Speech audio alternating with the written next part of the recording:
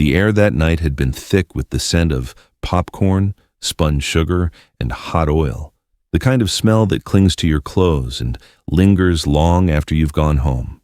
The Mitchell family, Rachel and her 10-year-old twins, Harper and Owen, had been walking shoulder to shoulder down the narrow neon-lit midway, their laughter blending into the clamor of the carnival.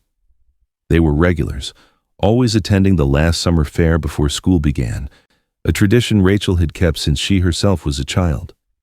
That evening was no different, at least at first. They started with the games, Harper insisting on the ring toss while Owen tugged toward the water gun race. Both won small, cheap prizes, stuffed animals barely big enough to hold in one hand, but it was enough to spark the kind of sibling competition only twins can sustain. It was shortly after 9 when they made their way toward the rides. The air had cooled, and the lights seemed brighter against the deepening blue sky. Rachel remembered holding both of their hands, feeling the small warmth of them on either side of her until they stopped in front of the Ferris wheel. Harper wanted to ride it immediately, pointing up at the slow-turning circle with its carriages swinging gently in the breeze. Owen, however, had his eyes on the bumper cars just across the way. They began to argue, not loudly, not even angrily, just the stubborn back and forth that came when neither would yield. Rachel, trying to keep things light, suggested they do both, but before she could finish, Harper darted toward the Ferris wheel entrance. Owen hesitated for a second, then followed, weaving through the crowd. Rachel called after them, quickening her pace. The crowd was thick. Teenagers moved in loose clusters, parents balanced food and strollers, ride operators shouted instructions over the music and mechanical hum. By the time Rachel reached the Ferris wheel gate, she could no longer see either child. She scanned the line, only couples and small groups of friends, no sign of her twins. At first, she assumed they had simply slipped past her toward another ride, but after circling the area twice and finding nothing, her stomach began to turn. She started asking strangers if they'd seen 2 children, boy and girl, about chest high, both with light brown hair. Some shook their heads. Others said they thought they might have seen them near the ticket booth, or maybe by the lemonade stand. Each lead led her to another corner of the carnival, and each came up empty. After 15 minutes, panic set in. Rachel found a security guard and explained what had happened. Within minutes, announcements echoed over the loudspeakers, calling Harper and Owen by name and instructing them to meet their mother at the Ferris wheel entrance. The music from the rides didn't stop, and neither did the crowds, but the mood shifted. The bright, festive atmosphere began to feel brittle. Carnival staff and volunteers spread out, some moving into the nearby parking area, others behind the food stalls where the generators rumbled. Rachel stood frozen for moments at a time, her eyes darting between every passing child, certain she would spot them any second. When the first police officers arrived, they spoke calmly but moved quickly. They took down descriptions, radioed them out, and began walking the perimeter. A few checked the restrooms. Others asked ride operators if they'd noticed anything unusual. 2 children boarding without tickets, a stranger ushering them along. One operator mentioned seeing a boy and girl near the base of the Ferris wheel earlier, but couldn't be sure they were the twins. The detail was noted, but there was nothing to act on. As the search widened, more officers arrived. Floodlights lit the far edges of the grounds, casting harsh white light on the grass and gravel. Security staff began walking shoulder to shoulder, combing through every open space. Behind the scenes, some rides were shut down so operators could join the search. People were urged to check under booths, behind storage trailers, anywhere a child might hide or be hidden. An hour passed, then another. The crowd thinned, but the carnival was no longer dismantling for the night. It had become a grid search. Rachel was moved to a small security office near the ticket gates, where she answered the same questions again and again. Did the twins have any reason to run off? Were they upset? Did she notice anyone watching them? Her answers were always the same. No, they wouldn't wander far, and no, she hadn't noticed anyone unusual. Just after midnight, the police made the decision to expand beyond the carnival grounds. Officers began searching the streets leading away from the park, checking alleys, empty lots, and unlocked vehicles. Nearby businesses were asked to review any security footage from the evening. Still, nothing emerged. By 2 a.m., the Ferris wheel still turned slowly in the background, empty now, its colored bulbs flickering over the silent midway. The tearful announcements over the loudspeakers had stopped, replaced by the clipped radio chatter of law enforcement. What had been a place of noise, light, and laughter only hours before now felt hollow, drained. Somewhere in that shift, the unthinkable had taken hold, not just that the twins were missing, but that they might not be found before the sun came up. And by morning, that fear would prove to be more than just the product of a long, sleepless night. The carnival never opened its gates the following morning. By dawn, the midway was stripped of music and lights, replaced by the low hum of police radios and the steady crunch of boots on gravel. Officers moved in coordinated sweeps, blocking every exit, stationing patrol cars at each road that led away from the grounds. The laughter and chaos of the night before were gone, leaving only the eerie stillness that comes when a crowd vanishes overnight. Uniformed officers began with the people still on site, ride operators, food stall workers, cleanup crews, pulling them aside one by one for questioning.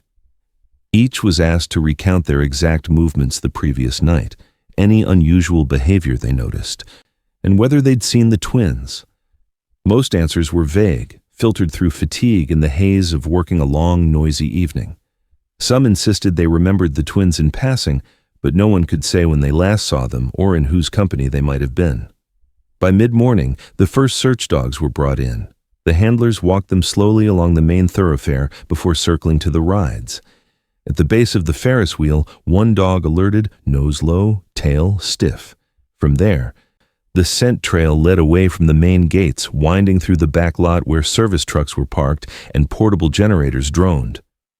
It ended at the far edge of the grounds, at a stretch of perimeter fencing mostly hidden behind stacked shipping crates. There, officers found a small tear in the chain link, just wide enough for a child to slip through. Fresh scuff marks in the dirt suggested recent movement, and a faint impression of sneaker tread was visible in the dry soil on the other side.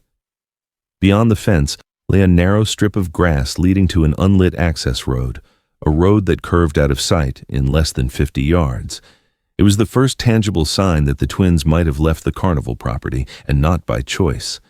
Detectives converged on the spot, photographing and measuring the gap, dusting the fence for prints. They found none.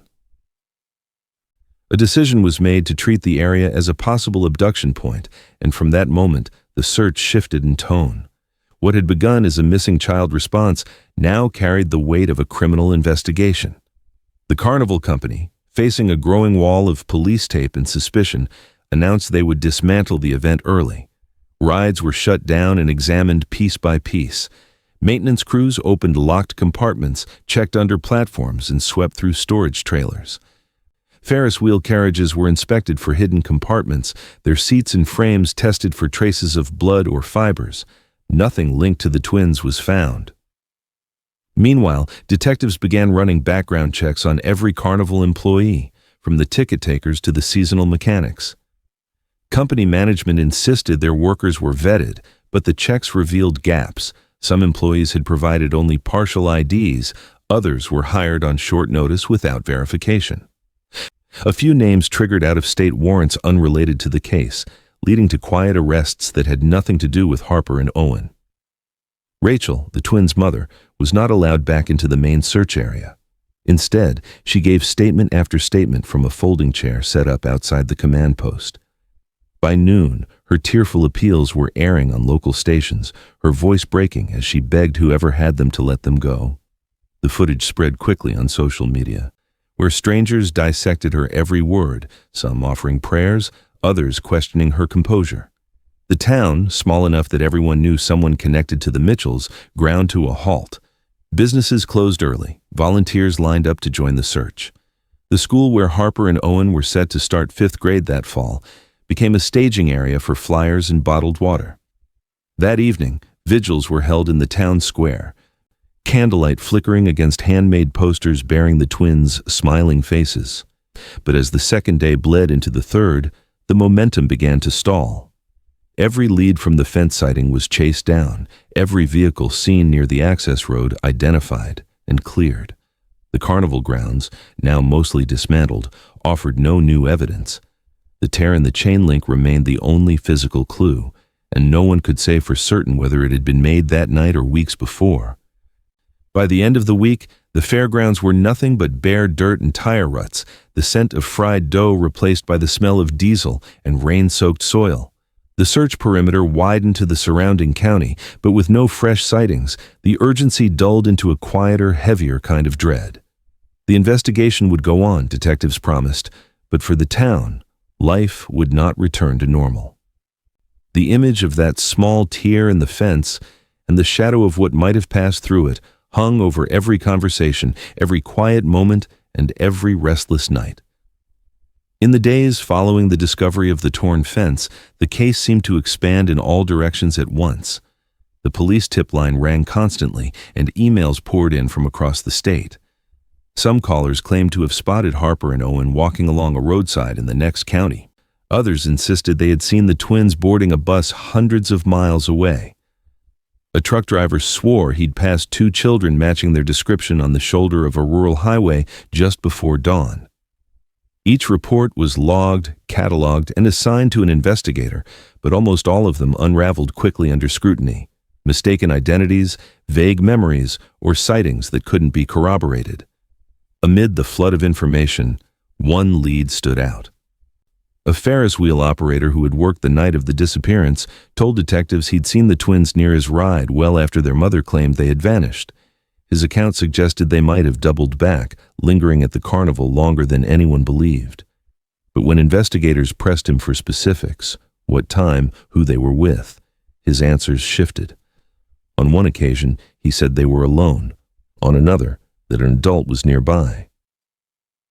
Detectives began to suspect the inconsistencies weren't just from poor memory.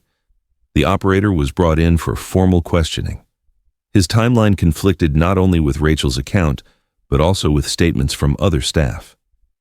As the interview deepened, detectives discovered he had taken an unscheduled break during the night and couldn't clearly explain where he'd been.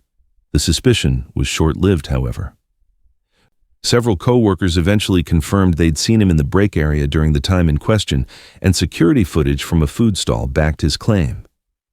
Whatever unease his shifting story caused, the alibi was solid enough to clear him. Still, the episode left investigators wary of relying too heavily on witness recollections. Then came the photograph.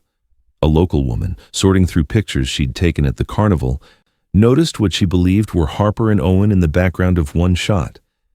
They appeared near the ticket booths, partially obscured by a group of adults. The timestamp placed the image at nearly 10:45 p.m., hours after the twins had supposedly disappeared. The photo was handed over to police, who immediately sent it for digital enhancement. For several tense days, the possibility that the twins had still been inside the carnival that late reignited hope and speculation. When the enhanced image came back, the optimism collapsed. The children in the photo weren't Harper and Owen at all, but two siblings from a neighboring town who bore a superficial resemblance. Their parents, contacted by police, confirmed they had been at the carnival that night and had left together without incident. What seemed like a breakthrough had evaporated into another dead end, one more disappointment in a growing list. Weeks passed, and the investigation became more sprawling but no more focused. Detectives traveled out of state to follow up on leads, only to return empty-handed. They reviewed hours of security footage from nearby businesses and traffic cameras, finding nothing definitive. Every so often, a promising tip would surface, a sighting in a shopping mall, a vague memory from a gas station clerk, but each one led nowhere. The trail grew colder with every passing day. The carnival, now far removed from the town where the twins vanished, carried on with its schedule. By the end of September, it had set up in another county, then another state. The rides that had been shut down and examined were running again under new night skies, the same Ferris wheel turning slowly above a different crowd. For the people in Harper and Owen's hometown, the departure of the carnival felt like a cruel closing act. The last physical tie to the night, they disappeared rolling away on the back of a convoy. By the time autumn took hold, the pace of new leads had slowed to a trickle. Investigators still met weekly to review the case, but their updates became shorter, their language more measured. The search hadn't been abandoned, they assured the family, but without fresh information, the investigation was increasingly dependent on a tip that might never come. The case was still open, but in the quiet spaces between press releases, it was clear. Momentum had faded, and the twins' faces were no longer on every front page. In the absence of answers, silence was beginning to settle in. It was nearly 8 months after the disappearance when a local true crime blogger, known for covering unsolved cases in the region, posted an article that reignited interest in the Mitchell twins. The piece suggested a chilling possibility that Harper and Owen had not left the carnival through the fence or been taken from the grounds, but had vanished from the Ferris wheel itself. The theory was based on a collection of accounts from riders who had been on the wheel that night, stories that until then had never been pieced together. Several people who came forward recalled an unusual interruption during their ride.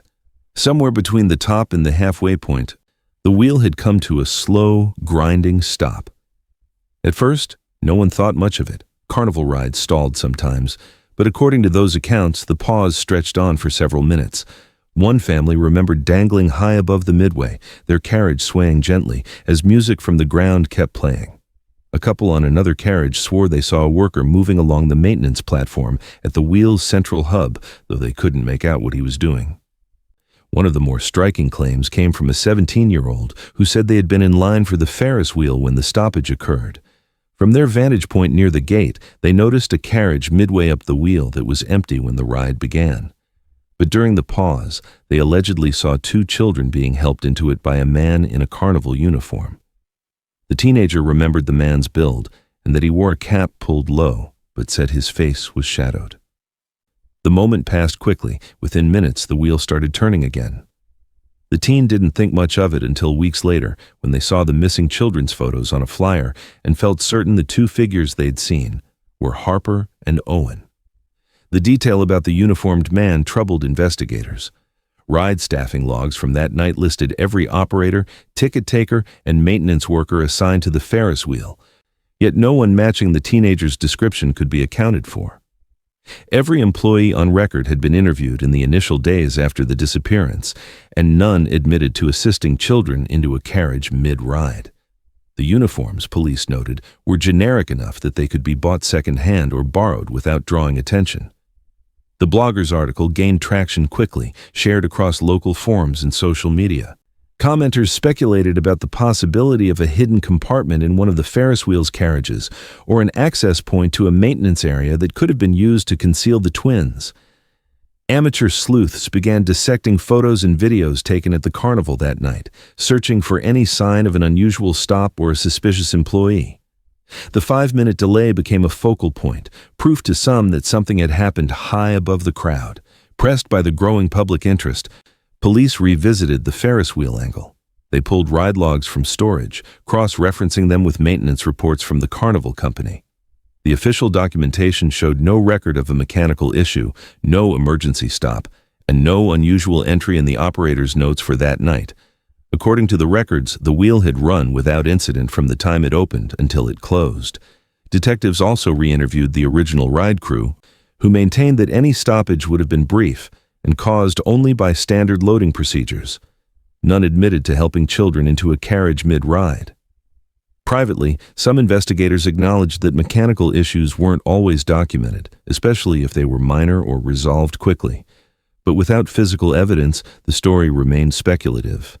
The department chose not to endorse the theory publicly, wary of lending credibility to what might be rumor or faulty memory. Still, the idea refused to fade. For the twins' mother, the notion that they might have been taken from inside the Ferris wheel was both horrifying and strangely plausible. The ride had been the last place she saw them running toward. If the account was true, it meant they had been hidden in plain sight, visible to dozens of people, yet beyond anyone's reach. The possibility was enough to reignite her own calls for the Ferris wheel to be dismantled and searched, a request that went unanswered. In the absence of official backing, the theory became a fixture of online debate. It was a story people wanted to believe, perhaps because it offered a scenario that felt both daring and explainable. But in the official case file, it was marked as unsubstantiated. The Ferris wheel theory was left to circulate in the space between fact and rumor, one more unanswered question in a case that had already gathered too many. By the first anniversary of the twins' disappearance, the carnival lights and crowds had long since faded from the town, but the absence of Harper and Owen lingered in every corner of the Mitchell family's life. What had once been a household of noisy mornings and shared routines became quiet, fractured, and tense. Rachel, their mother, clung to her search with the same relentless urgency she'd felt that first night. She kept the twins' bedroom untouched, their schoolwork stacked neatly on the desk, their shoes still by the door. She spent hours each day combing through forms, social media threads, and grainy surveillance clips sent by strangers, convinced that somewhere, in the blur of pixels, she might see them. Their father, Mark, had already been living apart from the family before the carnival. The stress of the investigation and the public scrutiny that came with it only widened the gap. He attended the first few vigils, spoke once to a local reporter, and then withdrew entirely. By the second year, he had moved to another state, telling relatives he couldn't live under the constant shadow of the case. He refused to take part in television interviews or fundraising events, which fueled rumors in the community. Privately, Rachel saw his absence as abandonment, a betrayal not just to her but to their children. Rachel, meanwhile, remained a visible figure. She recorded video appeals that she posted online every few months, speaking directly to the camera with photos of Harper and Owen behind her. The videos often included tips she believed were credible, sightings of 2 children traveling with an adult at rest stops, reports from other carnival towns that sounded eerily familiar. Police confirmed that many of these leads had been investigated and dismissed, but Rachel accused them publicly of giving up too soon. The tension between her and the department escalated when she began suggesting, in interviews and online posts, that investigators had ignored or downplayed suspicious backgrounds among carnival workers. She cited names she claimed to have found through her own research, linking them to prior offenses in other states. Officials called her statements inaccurate and potentially harmful to the case, but she refused to retract them. Her frustration grew sharper each year that passed without answers. As time went on, the community's support began to erode. In the early months, neighbors had filled her driveway with food donations, offered to watch her house during searches, and organized events to raise reward money. But by the third anniversary, fewer people attended the vigils, and media coverage had dwindled to short mentions on local broadcasts. Other crimes, new tragedies, took up space on the news, pushing the Mitchell twins' story further down the page. The once constant sharing of their photos on social media slowed to a trickle. The fairground where they had vanished, once a lively summer hub, became a patch of overgrown weeds and cracked pavement. The town stopped renting it out for large events, citing liability concerns. Faded paint peeled from the ticket booth, and grass sprouted between the boards of the main stage. The rusted fence still stood, the torn section mended long ago, but for locals who passed by, the empty space carried the weight of what had happened there. For Rachel, the decay of the fairground was another loss, a physical reminder that the search for her children was no longer central to the town's life. She visited it sometimes alone, sitting on the remains of a bench that had once overlooked the midway. She imagined the Ferris wheel rising where the weeds now grew, the sound of laughter and music, the moment just before everything changed. Inside the police station, the case file remained open but inactive, its pages thick with dead-end tips and interviews that had led nowhere. Detectives were rotated to other assignments, and the leads that did trickle in were handled quickly, almost mechanically. Rachel noticed the difference. Calls that used to be returned within hours now took days. When she confronted officers about it, she was met with polite but measured answers, reminders that without new evidence there was only so much they could do. Each anniversary came and went with the same ache, the same gnawing absence. The milestones that should have been celebrated, birthdays, school graduations, passed unmarked except in the quiet spaces of Rachel's home. She held on to the belief that the twins were alive, somewhere, waiting to be found. But the years had carved deep lines into her face and deepened the distance between her and nearly everyone she'd once leaned on. What had started as a united front had splintered into silence, geography, and stubborn, solitary resolve. The Mitchell family, like the case itself, had been left in pieces, still there in name, but changed beyond recognition, carrying the kind of fracture that no resolution could ever fully repair. By the time the carnival's return was announced, 4 years had passed since the night Harper and Owen Mitchell vanished. In that time, the fairground had stood mostly unused, its cracked pavement and leaning ticket booth serving as a quiet reminder of the investigation that never found its ending. So when the news broke that the same traveling carnival would be setting up again in the same spot, reactions were immediate and divided. For some, it was a welcome sign of life returning to the town's summer calendar. For others, especially those who had joined the search in those first frantic days, it felt like reopening an old wound. Rachel Mitchell was among the loudest voices against it. She attended council meetings, stood at the podium with photographs of her children, and urged officials to deny the permit. She argued that the presence of the same company with some of the same equipment was not only insensitive, but dangerous. The carnival, she insisted, had been the last place her children were seen, and until there were answers, it had no place in town. Her pleas were met with measured sympathy, but the decision was already leaning toward approval. The carnival brought in tourism dollars the struggling community badly needed, and organizers promised a new set of safety protocols. In the weeks leading up to opening night, unease rippled quietly through the town. At coffee shops and grocery stores, people whispered about the night the twins had vanished. Some swore they would never set foot on the grounds again, while others said they'd go, but only during the day, and only with their children close at hand. Former carnival employees were mentioned by name, along with theories that had circulated for years, from the torn fence to the rumors about the Ferris wheel. When the trucks finally rolled in, the transformation of the fairground began. The cracked pavement was patched, weeds cleared, and new lights strung overhead. Rows of rides took shape against the skyline, brighter and flashier than before. Still, not everything was new. In the center of the grounds, rising above the midway like a slow-turning sentinel, was the Ferris wheel. Refurbished, freshly painted, but unmistakably the same structure. To those who had been there that night, its silhouette was impossible to mistake. Carnival management was quick to emphasize the changes. They spoke to local reporters about upgraded rides, improved security measures, and thorough background checks for every employee. They also avoided mentioning the Mitchell case, preferring to frame the event as a fresh start. But among the staff were veterans of past seasons, men and women who remembered the night the music stopped and police tape went up. For them, the return felt different, heavier, even if they didn't say so publicly. Behind the scenes, the police department prepared quietly.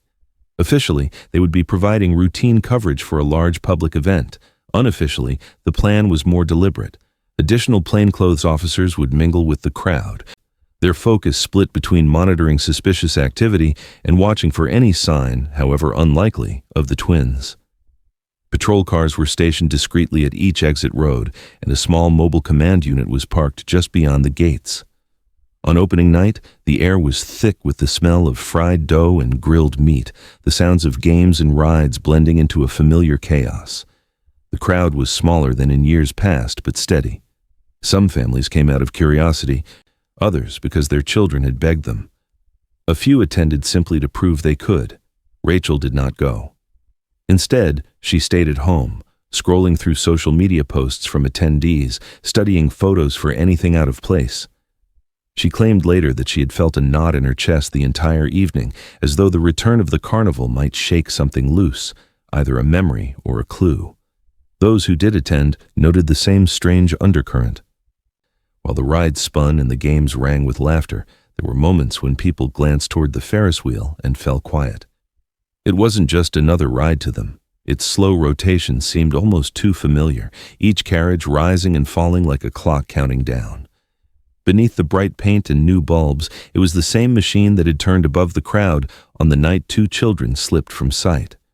By closing time, nothing out of the ordinary had happened. But as the last riders stepped off the Ferris wheel and the midway began to empty, a handful of people lingered, staring up at the ride as though expecting it to give up its secrets. No one said it aloud, but the feeling was there. If the answers to what happened that night were anywhere, they might still be locked somewhere in the steel and shadows of that wheel.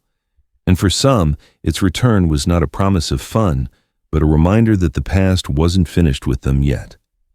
The second night of the carnival's return began like any other, crowds drifting in after dinner, the smell of frying batter hanging over the midway, and the hum of generators blending with the music from the rides. The Ferris wheel, freshly painted and gleaming under strings of lights, rotated slowly above the fairground, each carriage swaying gently in the warm night air. Just after 9 o'clock, with a line still forming at the entrance, the ride began another ascent. For most people in line, it was just another turn of the wheel. But halfway through the cycle, the mood shifted. A harsh, metallic grinding sound tore through the air, followed by a shudder that rippled through the structure. The wheel slowed, hesitated, then came to an abrupt, jarring stop. Murmurs rose from the crowd below as riders called down, some laughing nervously, others gripping the safety bars. The operator tried the controls, toggling switches and speaking into his headset, but nothing budged. Within minutes, 2 more staff members arrived, their faces tight, one of them gesturing sharply toward the base before jogging out of sight. Announcements over the loudspeakers instructed riders to remain calm, assuring them that the wheel would be moving again shortly. But as the minutes dragged on, the staff began preparing for an evacuation. Maintenance workers climbed the steel framework, moving from carriage to carriage, securing each one and helping riders step carefully onto the narrow maintenance walkway. Most were led down with a mix of relief and irritation, their evening briefly disrupted. All but one. Near the center of the wheel, slightly offset from the axis, was a carriage that no one could access. It was sealed shut, the latch refusing to budge even under repeated attempts. At first, the workers assumed the mechanism had warped or jammed from years of use, but as they examined it more closely, they realized this wasn't a standard passenger carriage at all. Its windows were painted over from the inside, and the exterior frame was heavier than the others. The design was subtle enough to blend in, but side by side, it was clear that this compartment was different. Word spread quickly among the crowd that something was wrong. People gathered at the safety barriers, craning their necks to watch as more tools were brought in. A small crowd of police officers arrived quietly, exchanging low words with the ride crew. The rest of the wheel remained motionless, lit in bright colors against the night sky, while all attention focused on the stubborn carriage. After nearly half an hour, a maintenance worker pried at the latch with a long metal bar. The door finally gave way with a sharp metallic snap, swinging open to reveal a space that was never meant for passengers. It was cramped, barely tall enough for an adult to crouch inside, and completely dark. The air inside was stale, carrying the faint scent of mildew and something older, harder to place. As flashlights swept over the interior, details began to emerge. Against the back wall was a low platform made of plywood, covered with a thin, filthy blanket. In the corner sat a pile of crumpled food wrappers, most of them faded and brittle, their logos belonging to snack brands no longer sold locally. A small, rusted canteen lay on its side beside an empty paper cup. Dust clung to everything, but under it were signs of human use, creases in the blanket, the faint outline of where someone's head might have rested. It was not on any official blueprint of the ride. The carnival manager, pale and tight-lipped, insisted he had never seen or heard of such a compartment. He claimed the Ferris wheel had been refurbished years earlier and had passed all inspections. But when pressed, he admitted that the wheel's original design dated back decades and records of modifications were incomplete. Police cordoned off the area, moving the crowd back while forensic teams were called in. Officers took quick statements from the maintenance workers and the ride crew, some of whom seemed just as unsettled as the onlookers. Within an hour, the once bustling midway had thinned, many families leaving with uneasy glances over their shoulders. The Ferris wheel loomed above them, its lights still glowing but its rotation halted, the sealed carriage now gaping open like a missing tooth. For Rachel Mitchell, the news reached her before the ride was even powered down for the night. A neighbor messaged her, saying there had been some kind of discovery on the Ferris wheel. She didn't go to the fairgrounds. She had promised herself she wouldn't, but she stayed up, refreshing news feeds, waiting for details.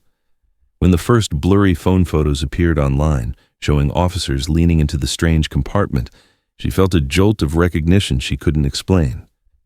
Whatever the space had been used for, it was clear it wasn't part of any public ride experience, and for the first time in years, the Ferris wheel, the same ride the twins had run toward that night, was again at the center of the story, no longer just a symbol of loss, but a potential source of answers. Under the harsh white beams of portable floodlights, the sealed carriage was transformed from a curiosity into a full-scale crime scene.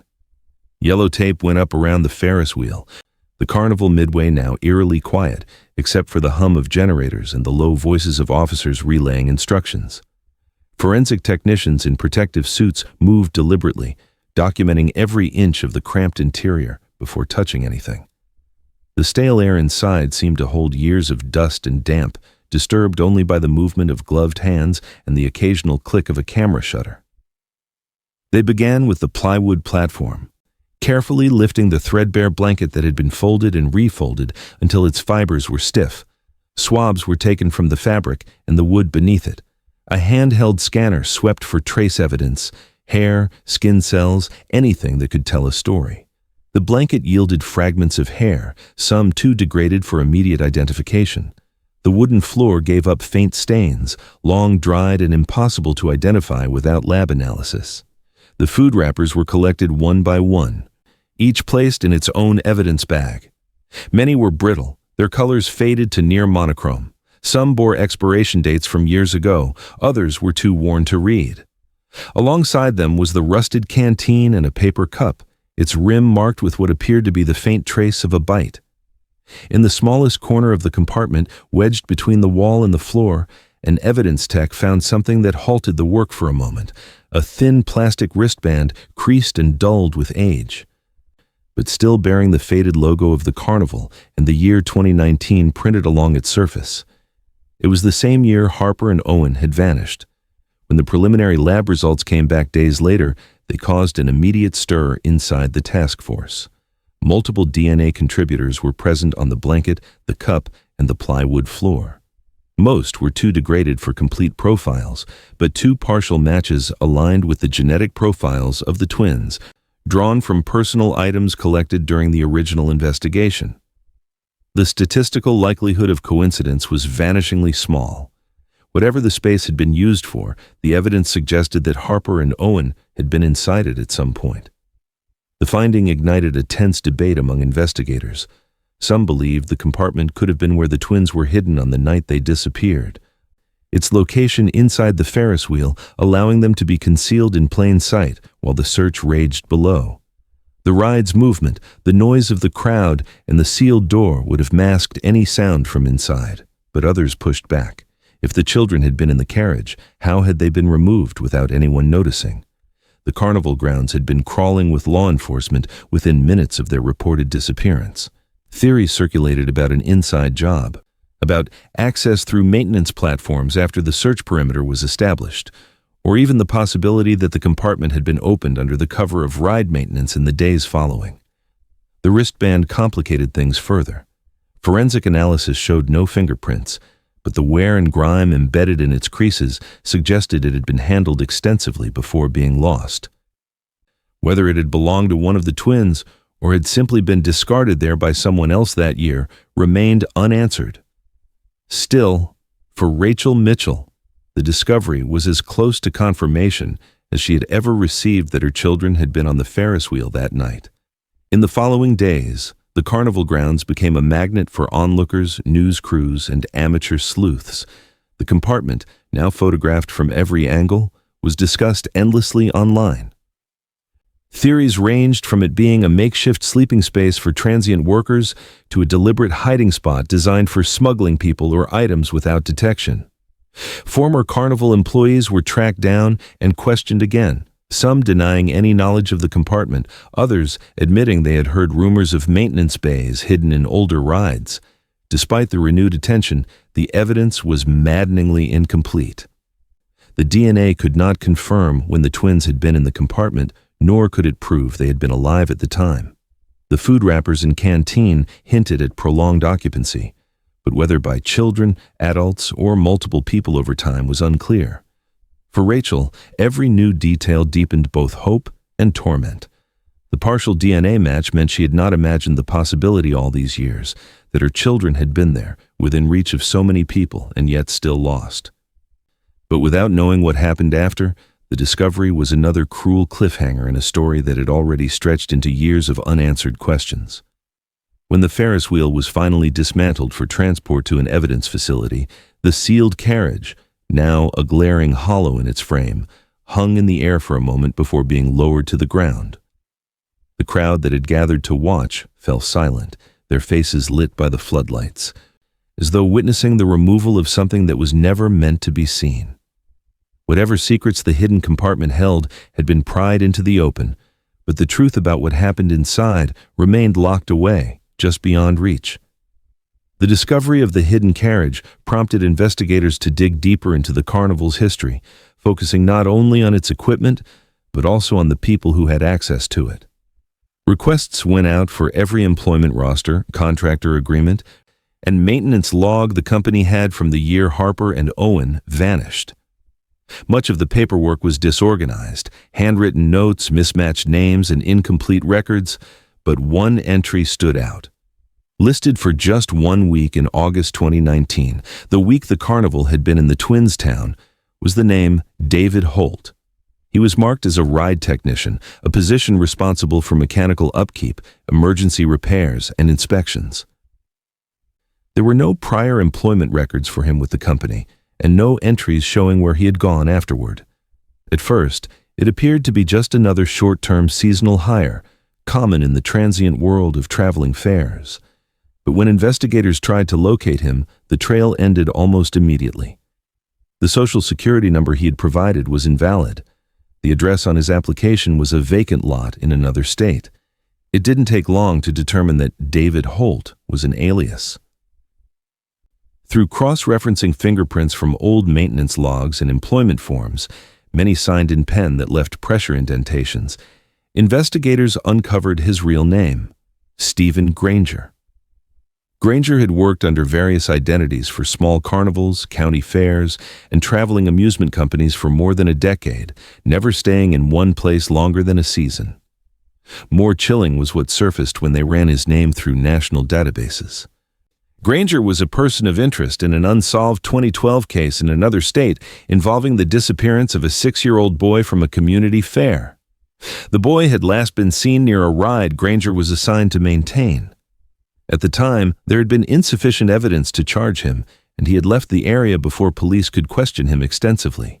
Since then, he had surfaced in other itinerant jobs, each time under a different alias, vanishing before anyone could connect the dots.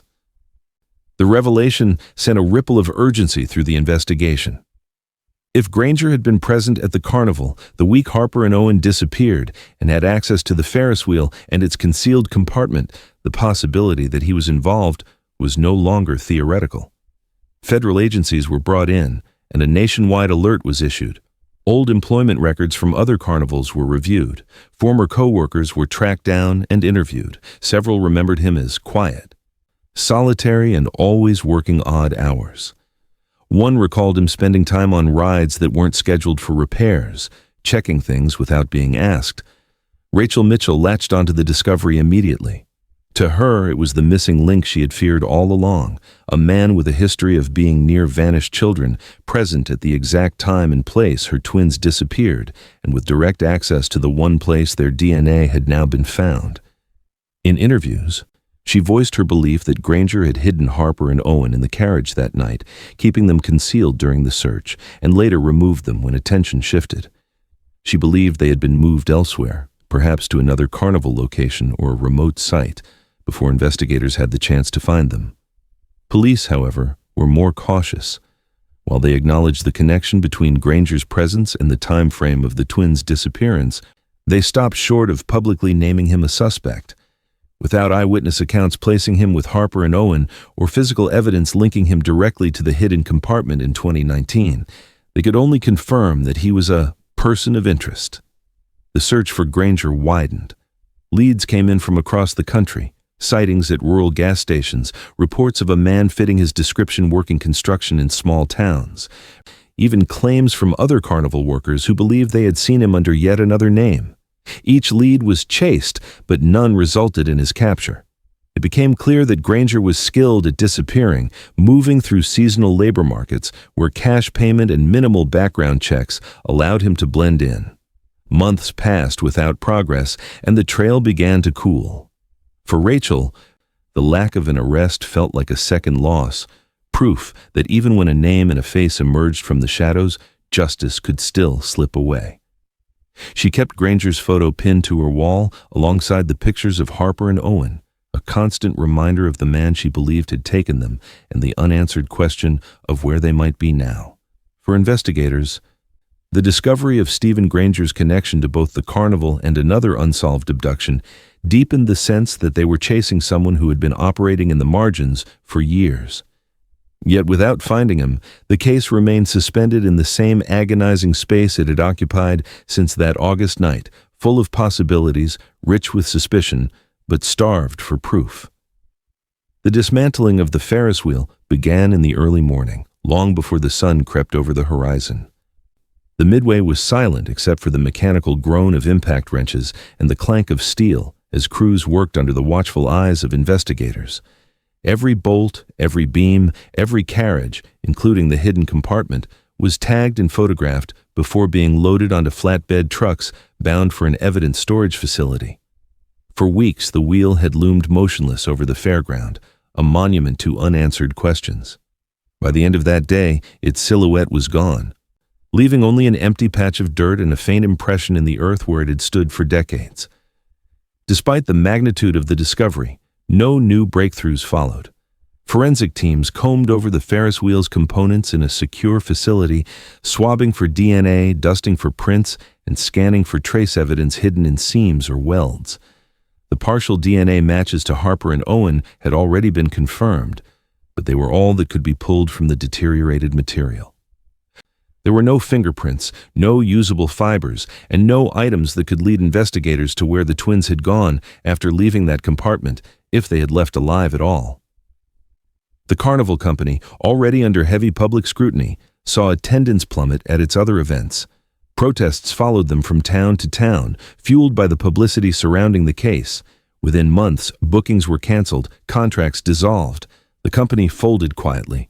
Its rides sold off to smaller outfits or dismantled entirely. The Ferris wheel, however, never re-entered circulation. Its pieces remained locked away, accessible only to investigators, like relics from a crime that couldn't be solved. For Rachel Mitchell, the official end of the carnival brought no comfort. The loss of her children was not something that could be dismantled and hauled away. Each August, on the anniversary of their disappearance, she returned to the fairground, now abandoned, overgrown, and fenced off. She would stand in the same spot where she last saw them, her hands full of flowers she placed gently on the cracked pavement. Sometimes she stayed for hours, watching the weeds sway in the wind, as if waiting for the faint echo of music or the creak of metal turning above her. In town, the site became both a scar and a warning. Few people visited it willingly, but those who did often spoke of an odd stillness there, as if the noise of that night had been pulled out of the air and locked away. Parents used the story as a cautionary tale, a reminder to keep children close. Teenagers dared one another to sneak in after dark, though most turned back before crossing the fence. Even those who had not been there in 2019 knew the details by heart, the twins running toward the Ferris wheel, the tear in the fence, the theories that rose and fell with each passing year. In conversations, the image of the Ferris wheel persisted. People spoke of it in the present tense as though it still towered over the midway. To them, it was more than a ride. It was the stage on which the town's most enduring mystery had unfolded. The fact that Harper and Owen's DNA had been found inside one of its carriages only cemented its place in local memory. It was proof that they had been there, suspended above the crowd, unseen yet impossibly close. And it was proof of how quickly something or someone could vanish in plain sight. The case file remains open but stagnant. Leads have slowed to nothing, and the name Stephen Granger still lingers on the board in the detective's office, an unclosed circle in red ink. Without locating him, the story is frozen at the point of suspicion, unable to move forward. Rachel keeps a copy of the file's cover page in her home, along with every flyer, news clipping, and photograph from the search. To her, the case isn't cold, it's waiting. Years on, the story of the Mitchell twins is still told in low voices in diners, gas stations, and backyards. The details blur in some retellings, but the ending never changes. 2 children ran toward the Ferris wheel, and they never came back. On certain summer nights, when the carnival lights from a neighboring town can be seen faintly on the horizon, some say it's impossible not to picture the wheel turning, its shadow stretching across the fairground. And even now, the locals say, if you stand in the right place when the wind is still, you can almost see it. The outline of the Ferris wheel against the night sky, a reminder of the night the music stopped and the Mitchell twins disappeared into its shadow. The case remains unsolved.